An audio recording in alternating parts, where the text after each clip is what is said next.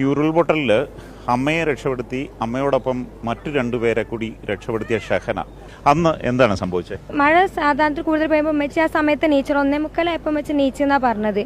അപ്പോൾ നീച്ചു മേലെ വന്നു, ബാൽക്കണി ഡോറൊക്കെ തുറന്നു നോക്കി. അപ്പോൾ പ്രത്യേകിച്ച് പ്രശ്നങ്ങളൊന്നും ഉമ്മച്ചി കണ്ടില്ല. താഴെ വന്നു. ഉമ്മച്ചി താഴെ എത്തിയതും ഫസ്റ്റ് ഫ്ലോറിൽ 4 ഭാഗത്തിലും കൂടി ചളി നിറയാൻ തുടങ്ങി. എന്നെ തട്ടി വിളിച്ചു, കുടു വെള്ളം കയറി, വേഗം വാതിൽ തുറക്കുകയാണ്.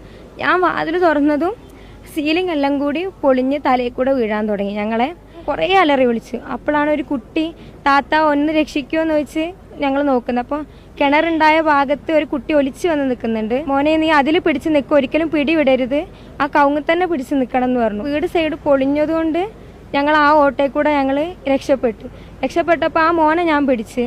അപ്പോത്തിന് വേറൊരു കുട്ടിയാണ്, ശരിക്കും എൻ്റെ മൂത്താപ്പാൻ്റെ പേരക്കുട്ടിയാണ്, അവൻ ഒലിച്ചു വന്നിട്ടുണ്ടായിരുന്നു. അവനെ ഉമ്മച്ചിയും പിടിച്ചു. ഒന്ന് രക്ഷിക്കുന്ന കുറേ കരഞ്ഞു. കാരണം ഞാൻ